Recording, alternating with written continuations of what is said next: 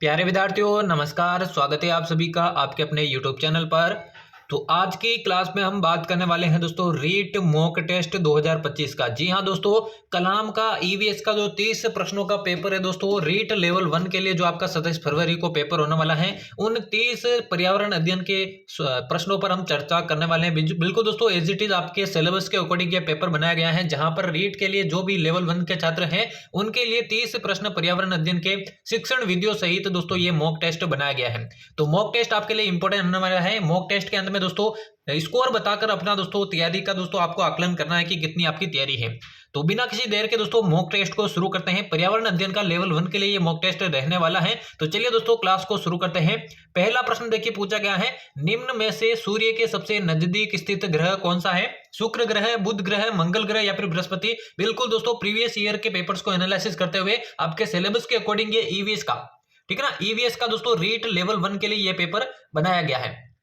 तो पहले प्रश्न का जल्दी से राइट आंसर बताइए, निम्न में से सूर्य के सबसे नजदीक स्थित ग्रह कौन सा है?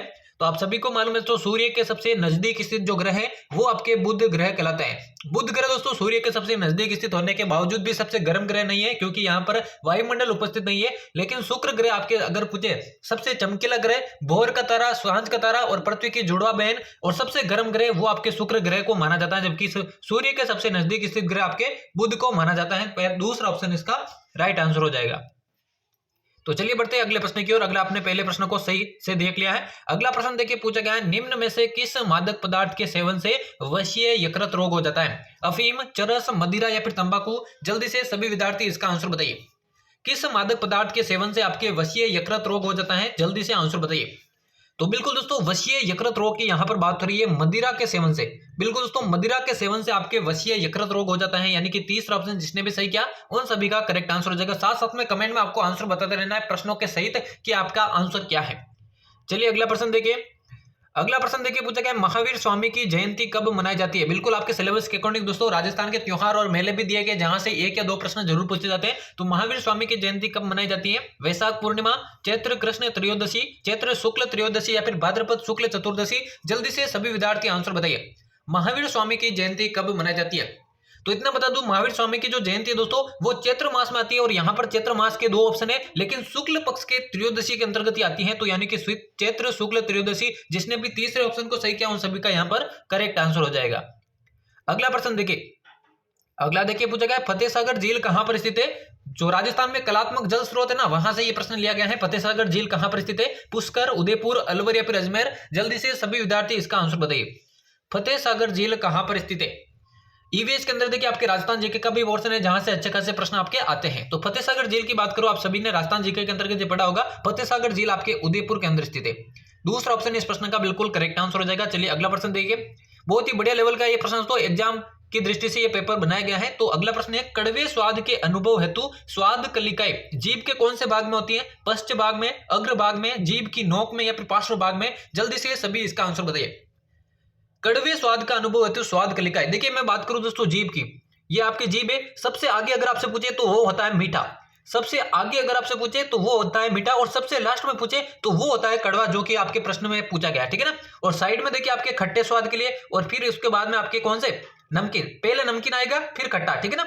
यानी कि फिर से बता देता हूं मैं, देखिए ये हो गई जीभ, सबसे आगे आपके मीठा, फिर यहाँ पे साइड में नमकीन, फिर साइड में यहाँ पर खट्टा, और सबसे लास्ट में आपके कड़वा। तो इस प्रकार से आपकी स्वाद कलिकाएं रहती है, यानी कि यहाँ पे कड़वे स्वाद की पूछे गए तो सबसे लास्ट में यानी कि पश्चिम भाग में आपके स्वाद कलिकाएं कड़वे स्वाद के लिए रहती है। तो पहला ऑप्शन राइट आंसर हो जाएगा।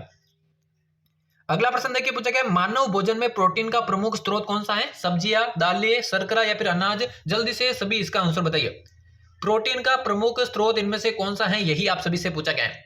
तो आप सभी को मालूम होना चाहिए सबसे ज्यादा प्रोटीन हमें दोस्तों दालों के माध्यम से मिलता है। दूसरा ऑप्शन इसका बिल्कुल करेक्ट आंसर हो जाएगा। अगला प्रश्न देखिए। अगला देखिए पूछा गया, जानतो तंतु का उदाहरण है पटसन, नॉयलॉन, ऊन या फिर रुई? जल्दी से आंसर बताइए। देखिए प्रश्न का अर्थ मैं समझा देता हूं। जानतो तंतु यानी कि ऐसा कौन सा तंतु है जो कि जंतुओं के माध्यम से आपको प्राप्त होता है? अब इसका आंसर आप अच्छे से दे पाएंगे, जंतुओं के माध्यम से प्राप्त होने वाला तंतु। तो राइट आंसर की बात करें, देखिए ऊन आप सभी को मालूम है तो भेड़ों से प्राप्त होती है। तो ऊन आपके दोस्तों जानतो तंतु का उदाहरण हो जाएगा। तीसरा ऑप्शन बिल्कुल करेक्ट आंसर। अगला देखिए, अगला पूछा गया परिवार के संबंध में कौन सा कथन असत्य है। जो आपकी पहली यूनिट है ईवीएस के अंदर, वहां से दोस्तों ये प्रश्न है, परिवार के संबंध में कौन सा कथन असत्य है। पहला है परिवार में प्रत्येक व्यक्ति की रुचि और पसंद समान होती है। गांव में अधिकांश परिवार संयुक्त रूप में रहते हैं। संयुक्त परिवार में रहने के कारण बच्चे पारिवारिक रिश्तों को जानते हैं। और चौथा है व्यक्ति अपनी विशेषताओं के आधार पर कार्य कर घर में आर्थिक सहयोग भी करते हैं। तो जल्दी से इसका आंसर बताइए कौन सा करेक्ट आंसर हो जाएगा। तो देखिए हम पहले प्रश्न की पहले ऑप्शन की पढ़ते हैं, परिवार में प्रत्येक व्यक्ति की रुचि और पसंद समान होती है। बिल्कुल ये गलत है दोस्तों, प्रत्येक व्यक्ति की रुचि और पसंद अलग अलग हो सकती है। तो हमारा आंसर तो यहीं पे आ गया। बाकी ऑप्शंस को भी देख लेते हैं। गांव में अधिकांश परिवार संयुक्त रूप से, ज्यादातर आपको गांव में संयुक्त रूप में ही देखने को मिलता है, ये तो सही है। संयुक्त परिवार में रहने के कारण बच्चे पारिवारिक रिश्तों को जानेंगे, ये भी बिल्कुल सही है।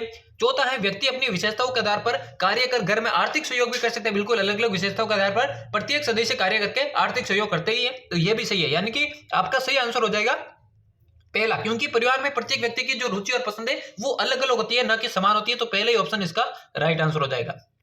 और चैनल को सब्सक्राइब कर देना, क्योंकि डेली दोस्तों मॉडल पेपर एग्जाम से पहले मैं लाने वाला हूं। और रीट के बाद रीट मेंस की तैयारी भी दोस्तों आपकी करवाई जाएगी, जहां पर राजस्थान जीके का टॉपिक वाइज दोस्तों आपका यहां पर टेस्ट लिया जाएगा। भारत में स्वच्छ भारत मिशन प्रारंभ किया गया 2 अक्टूबर 2015, 2 अक्टूबर 2014, 25 सितंबर 2014 या फिर 25 सितंबर 2015। जल्दी से इसका आंसर बताइए, स्वच्छ भारत मिशन भारत के अंदर कब प्रारंभ किया गया। तो आप सभी को मालूम है दोस्तों, महात्मा गांधी के जन्म दिवस के अवसर पर 2014 में 2 अक्टूबर 2014 को स्वच्छ भारत मिशन दोस्तों प्रारंभ किया गया था। दूसरा ऑप्शन बिल्कुल राइट आंसर हो जाएगा। साथ साथ में आंसर बताते रहना जिससे आपको पता चल सके तैयारी की। अगला पूछा गया, देखिए आईसीटी का पूरा नाम क्या है। सूचना एवं संचार प्रौद्योगिकी, अभिनव एवं संचार प्रौद्योगिकी, सूचना एवं कंप्यूटर प्रौद्योगिकी, और चौथा है इनमें से कोई नहीं। तो जल्दी से इसका आंसर बताइए दोस्तों। मनोविज्ञान, हिंदी और बाकी सब्जेक्ट के दोस्तों मॉडल पेपर में आपको डाल दूंगा मॉक टेस्ट के चैनल पर, तो चैनल को सब्सक्राइब कर देना। तो आईसीटी की बात करो, इंफॉर्मेशन एंड कम्युनिकेशन टेक्नोलॉजी, यानी कि सूचना और संचार प्रौद्योगिकी, पहला ऑप्शन इसका बिल्कुल राइट आंसर हो जाएगा। अगला प्रश्न देखिए, अगला पूछा गया जल वाष्प का पानी में बदलना क्या कहलाता है। उद्रवपातन, संघनन, वाष्पीकरण या फिर क्वथन। जल्दी से सभी विद्यार्थी इसका आंसर बताइए। जल वाष्प का पानी में बदलना क्या कहलाता है, यही आपसे पूछा गया है। तो जल वाष्प का पानी में बदलना दोस्तों कहलाता है आपके संघनन, ठीक ना, आपके संघनन कहलाता है। और आपके जो जल का है, ठीक है ना, जल का वाष्प में बदलना क्या कहलाता है, वाष्पीकरण कहलाता है। ये भी आपको ध्यान में रखना है। तो दूसरा ऑप्शन इस प्रश्न का करेक्ट आंसर हो जाएगा। क्लास के एंड में बताना दोस्तों 30 में से कितने प्रश्न आपके सही होते हैं, ताकि आपको पता चल सके रीट का स्कोर आपका कितना हो सकता है। अगला देखिए पूछा गया, जयपुर शहर को किस बंगाली वास्तुविद ने के निर्देशन में बनाया गया था। सारंगधर, विद्याधर, रामनाथ या फिर गोपालनाथ। जल्दी से इसका आंसर बताइए। बिल्कुल राजस्थान जीके के अकॉर्डिंग इसका आंसर बताना है आपको। जयपुर शहर को किस बंगाली वास्तुविद के निर्देशन में बनाया गया था। तो ये आपके विद्याधर भट्टाचार्य के निर्देशन में बनाया गया। दूसरा ऑप्शन करेक्ट आंसर हो जाएगा। अगला देखिए पूछा गया, पंचायती राज व्यवस्था की सर्वोच्च इकाई कौन सी है। ग्राम पंचायत, पंचायत समिति, जिला परिषद या फिर ग्राम सभा। बहुत ही बढ़िया प्रश्न है, तो जल्दी से इसका आंसर बताइए। पंचायती राज व्यवस्था की सर्वोच्च इकाई है, तो सबसे नीचे इकाई अगर आपसे पूछता तो वो होती है ग्राम पंचायत। फिर दूसरे नंबर पर पूछता तो पंचायत स्तर पर होती है पंचायत समिति, और सर्वोच्च पूछा यानी कि जिला परिषद जिला स्तर पर होती है, यानी कि तीसरा ऑप्शन इसका बिल्कुल करेक्ट आंसर हो जाएगा। अगला देखें, अगला पूछा गया कि उत्तरी अमेरिका के अलास्का के माउंट मैकिले को फतेह करने वाली प्रथम भारतीय महिला कौन सी है। प्रेमलता अग्रवाल, संतोष यादव, बचेंद्री पाल या फिर संगीता बहल। जल्दी से सभी विद्यार्थी इसका आंसर बताइए।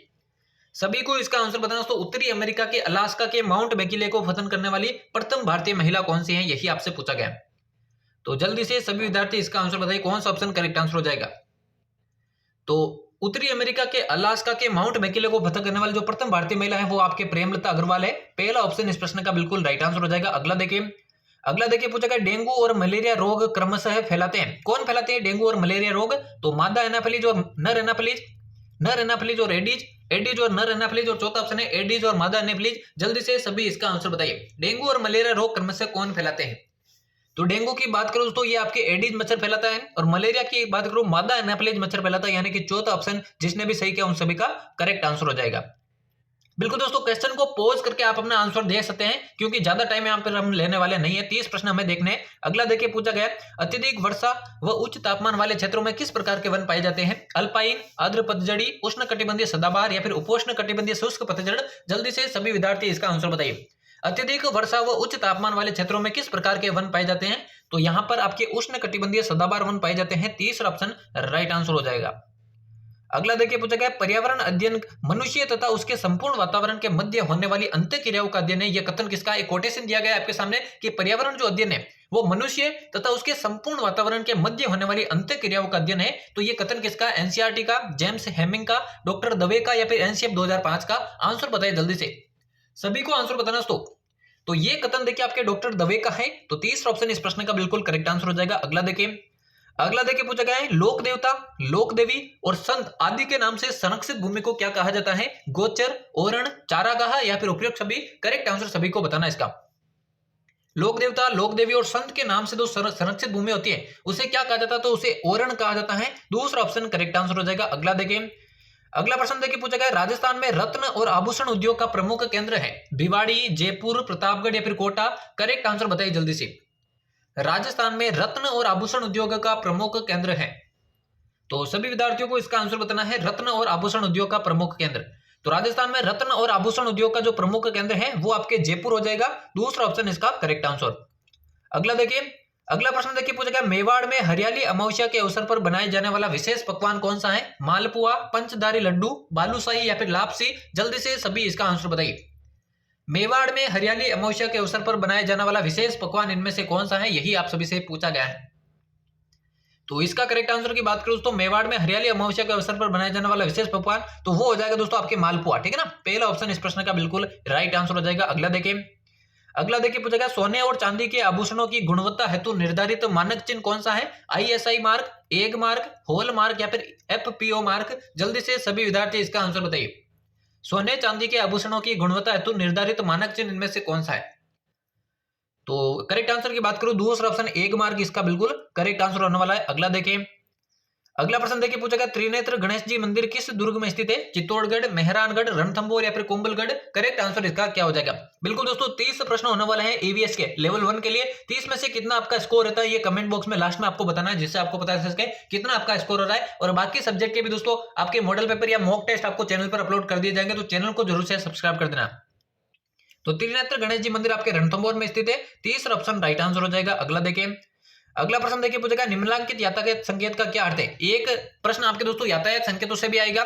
तो प्रवेश निषेध, चौराहा, सड़क बंद या फिर प्रतिबंधित वाहन पार्किंग? तो आपको इस प्रकार से संकेत चिन्ह मिलेगा, ठीक है ना, त्रिभुजाकृति में इस प्रकार से, और बीच में आपके क्रॉस का निशान होगा। तो ये किस प्रकार का यातायात संकेत है? जल्दी से आंसर बताइए। तो ये दोस्तों आपके चौराहा का संकेत है, ठीक है ना, चौराहा का संकेत है। दूसरा ऑप्शन इस प्रश्न का राइट आंसर हो जाएगा। एक प्रश्न आपको यातायात संकेतों से जरूर देखने को मिलेगा। अगला प्रश्न देखिए पूछेगा, कोशिका के संबंध में कौन सा कथन असत्य है? पहला है माइटोकॉन्ड्रिया में कोशिका का शक्तिगृह कहते हैं। दूसरा, कोशिका में जीवों के आनुवंशिक गुण निहित होते हैं। तीसरा है, कोशिका जीव की रचनात्मक और क्रियात्मक इकाई है, या फिर इनमें से कोई नहीं। कौन सा कथन यहाँ पर असत्य है?